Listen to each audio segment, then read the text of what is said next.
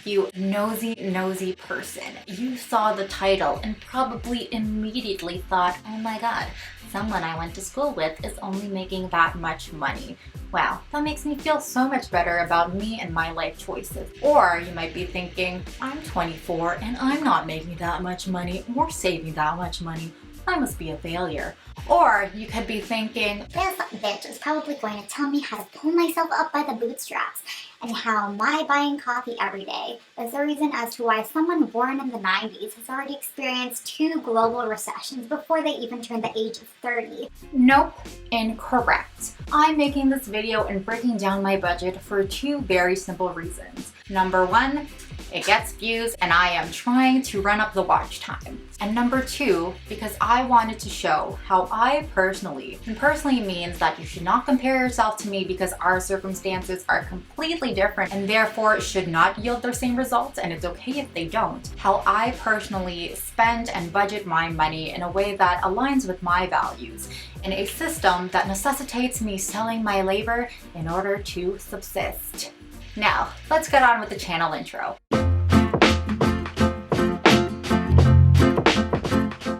Welcome. If you're new to my channel, don't forget to like, comment, and subscribe so that the algorithm will bless me and so that I do not have to change my entire personality and sell out and become a quirky #YouTuber who knows how to dance in order to compete with the dancing teenagers on TikTok. I am far too old and far too tired to have to deal with that. So I did not grow up with a lot of money, but because of that, I learned to be really good with the money that I do have, not because I wanted to #hustle hard, #rise and grind, building my empire. Feminism is when 50% of all war profiteers are female, #boss babe entrepreneur. No, I learned to be good with money as a literal means of survival. My parents and I grew up poor. When they immigrated to Canada, one of their first jobs was working retail, making $6.25 an hour.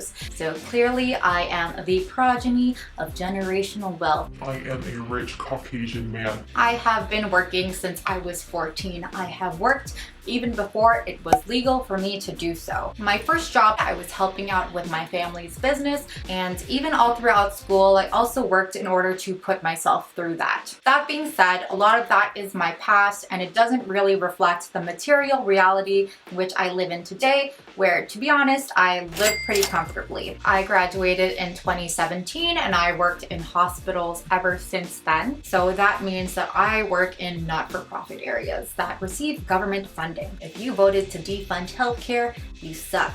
That is the reason why I did not get my raise this year. Now, I could be making a lot more if I leveraged the skills that I do have and pivoted towards working in a different area. So for example, I work in clinical research, so theoretically I could have pivoted to work in the pharmaceutical industry. But then I would have to reconcile working for a system that manufactures life-saving medications and then makes them completely inaccessible to the general public, leaving people in huge amounts of financial and medical debt. And I think I would personally hate myself more than I already do if I were to do that. Long story short, I'm not interested in occupations that solely work towards padding the bottom line of corporations. This isn't to virtue signal, I just don't think that I would personally be comfortable doing something like that for 40 years of my life. But if this were virtue signaling, Can you imagine what the implied bar, how low that bar would be? Oh, Nicole, I can't believe that you're implying that everyone should get healthcare.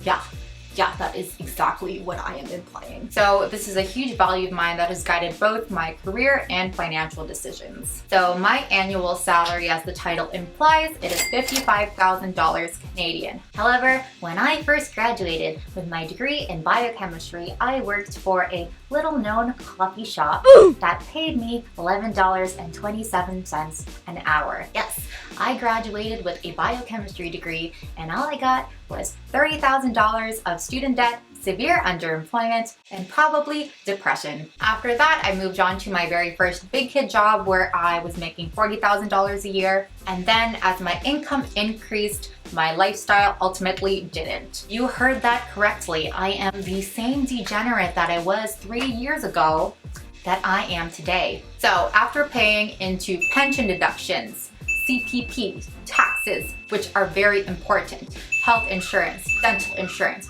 accidental death and dismemberment insurance. My bi-weekly take-home paycheck after all of those deductions was $1,500. Bi-weekly means every other week, so that means that in a given year, I had 26 pay periods. This is in contrast to someone who is paid bi-monthly. For example, on the 15th and last day of the month, they would only have 24 pay periods. This being paid bi-weekly meant that for 2 blessed months of the year, I had an extra $1,500 in my bank account. I didn't take that $1,500 into account when I was budgeting, so when it hit my bank account, it was like a little surprise. It is like when you were about to do laundry and then you find $5 in your pants pocket, except it's not $5, it's 300 times bigger than that. However, it did not bring 300 times the joy because being an adult is very expensive. Now, I'm going to show a breakdown of my exact budget for the past year, but first I'm going to say a few disclaimers. The first thing is that my income is solely for myself. I have no other dependents, I have no one to take care of but myself, and sometimes even I fail at that, and because of that, my income was completely adequate for my needs.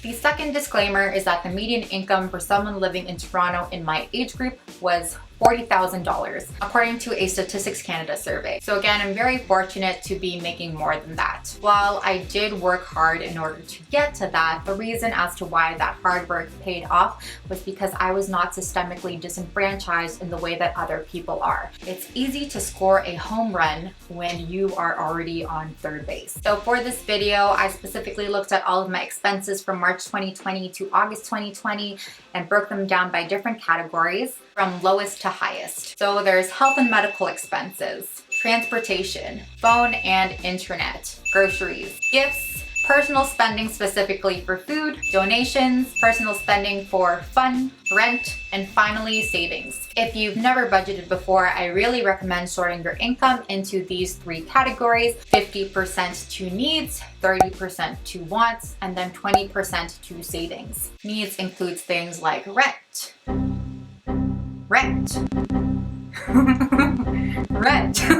like groceries, basically things that are needed for survival. Wants are things that you don't need for survival. So for example, that really nice strawberry dress that has been floating around the internet and living rent-free in my head. And savings is just savings. That being said, that's not always realistic. I have friends whose rent alone costs 50% of their income, so I really recommend using this as a guideline and adjusting it to your own needs. How I personally ended up sorting everything was as follows. I put 33% to needs, 37% towards wants, and then 30% to savings. The reason why my savings rate is so high is because 1, my income is high enough such that I can actually save money to begin with. And number 2, I don't feel the need to purchase as many things in order for me to live a joyful and satisfied life. If your basic living needs are met, when you actually take the time to sit with your feelings and marinate over your life choices, no amount of consumer spending will fill the void of dissatisfaction you may have internally. Self-care is not the same as self-help. No amount of candles, no amount of Instagram suggested self-care purchases that you may make, no Etsy purchases, no amount of impulse purchases from companies whose CEOs are projected to make $1 trillion and somehow that's not illegal and we've just decided that this is a thing that we're morally okay with. None of that will ever serve as an adequate replacement for pure internal satisfaction. So like a student studying for exams, let's have a breakdown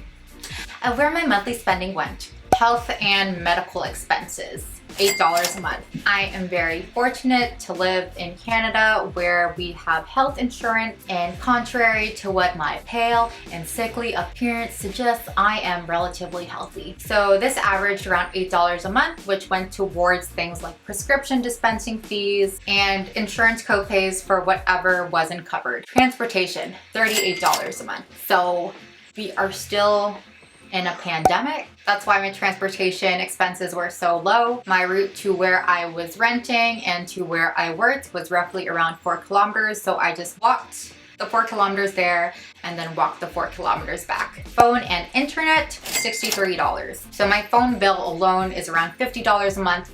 And then I split my internet with my 2 roommates, which averaged around $12 to $15 a month. Groceries, $130. I just don't eat a lot of meat. This isn't because I'm ethical or anything like that. I'm far from it. I just don't buy a lot of meat, so that's probably why my grocery expenses were so low. This bill actually fluctuated a lot during the pandemic because my roommates and I would split the cost of groceries and take turns heading out so that we wouldn't bring home the coronavirus. So we would just have like $60 grocery hauls at a time. Gifts, roughly $143 a month. So I like buying things for people. There are a few birthdays for some special people in my life, so that bill went towards that. Personal spending for food, $144 a month. So during the pandemic, I made more of a conscious effort to patronize restaurants that were still doing takeout orders because I am a gentrifier. I was an implant to the city of Toronto. So I would just order food from those restaurants. So the next part of my budget, donations or wealth redistribution, it averaged around $476 a month. So normally, outside of a pandemic situation, I would spend around $200 a month on transportation. But because we are in a pandemic situation, I've been taking the money that normally would go towards that, as well as money that I would normally spend or save. And I've been doing my best to donate more of that because I am in a financial position that allows me to do so. I'm not just donating to local charities, I've also been donating to a lot of mutual aid projects, GoFundMes, things like that, because I believe that helping each other out is important, especially in a time where it is so financially precarious for a lot of people. And although it's not a replacement for structural change, nor should we rely on things like philanthrocapitalism to come save the day for us. Until the revolution comes, people still need to eat in the interim, right? I actually debated on whether or not I should include this part because there are so many valid critiques about performative allyship and sharing altruistic acts in order to virtue signal or come across as a good person.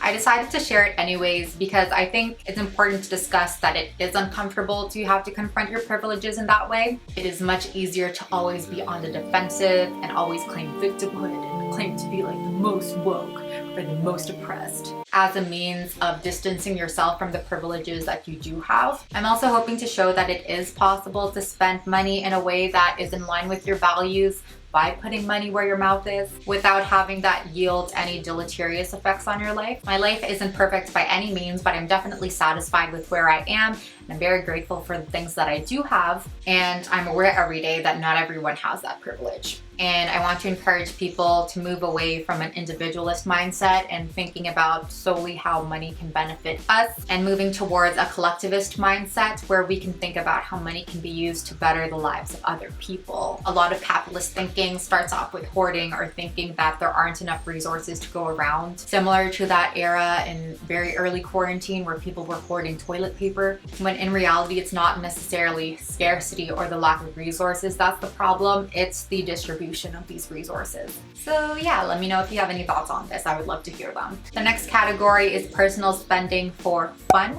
That was around $525. I'm a very fun person. I love joy and enjoyment. Yes. So in this category, this included books, this included games for that phase in quarantine when everyone decided to take on puzzle making as part of their personality. This included a lot of baking supplies for me because that's where my personality turned to. Started baking a lot. So funny story, over the past 6 months, I started buying a lot of handcrafted earrings and I spent maybe like $1,200 on earrings. But I'd do it again. It's like so much joy. The second to last category is rent. That was my highest expense. It is $934 a month. So a general rule floating around in the personal finance sphere is that you should strive to only spend up to 1/3 of your income towards rent, which bold of you to assume that people have incomes right now. I personally paid 25% of my income towards my rent, which I don't think is too bad for my income level. I lived with 2 other roommates, so 3 of us all together in a 3-bedroom house. When I first moved to Toronto, I did so while making $40,000 a year, so rent actually cost me around 40% of my take-home income. The reason why I decided to move, even though in retrospect, I don't think I was making enough money to do so. The reason why was because I saw moving into the city as a great investment. My round trip commute would take 1.5 hours. in good weather, so you can only imagine what it was like in the winter. Commuting was a great strain on me, both time-wise and energy-wise, and because I would be so stressed from commuting, I would end up spending a lot of money as a coping mechanism to deal with that stress. So believe it or not, my commuting expenses were around $480 a month, and I would pay that much even though I lived with my parents at the time. But it got to the point where even the money that I was saving, that 500 or so odd dollars, it wasn't worth it. So after not just weighing out things like money, I also weighed out my time and energy. That's why I thought it was a great investment in the end. That's also why I decided to leave my first job and make that income jump of $15,000 while still deciding to stay in the same apartment rather than moving to a more expensive place. Bitches make more than 50K and suddenly think that they're too good for a semi-basement apartment. No. So again, as my income increased, my lifestyle did not. Finally, I save at least $1,000 a month, which came to 30% of my income. I don't actually keep this in a savings account. I actually have most of the money that I save invested. I don't do stock picking. I don't have the time or attention span to learn it or deal with it. Instead, I keep my money in a simple, socially responsible investing portfolio, which is only slightly morally dubious. Again, I don't believe that there is any form of ethical capitalism. There's only capitalism that is more transparent as to how unethical it is. So reading what a socially responsible investing portfolio means from the website, it means that they won't invest in things like big polluters, like oil and gas related companies involved in thermal coal mining or coal power generation. They've omitted the top 25% of carbon emitters in each industry. And then they also don't invest in companies in violation of the UN Global Compact, so no major controversies or human rights violations. What a mess to think that there are companies out there that are just vibing after committing human rights violations. Love living with that. Now, if you were to ask me what specifically I am saving all this money for, retirement and vacations. I'm not one of those people who's actually interested in retiring at 35. I think it's a bit of a moral cop-out to be so tired of working within a system that rather than trying to change it, you work to disengage yourself with the system entirely and just amputate yourself and live in a van by the river or something like that, and then claim a moral high ground for retiring early after landing an engineering job in Silicon Valley making $140,000 a year. I don't know. That being said, if I were to work until I were 65 and I continue to save or invest that $500 bi-weekly that I currently do, I would have a retirement nest egg of around $3 million, assuming an average rate of return of 7% per year, which I think is way too much. That is way too much money for me. That is more than my parents' retirement. So after doing this review, I'm definitely going to be reworking how I can use my money in a more socially responsible manner, not just for me, but for the others around me, because I don't need $3 million. What am I gonna do? That's ridiculous. That's a ridiculous amount of money. But for now, I am simply saving all of this for a rainy day or a big life change, which I will discuss in my next video. A big life change. A big life change. Thank you so much for taking the time to listen to me talk about budgeting and saving and investing and all of these financially taboo topics. I really appreciate it. Another great investment you can make is to subscribe to my channel, where I will be posting new videos every week and I will not be dancing in them. Thank you so much. Bye!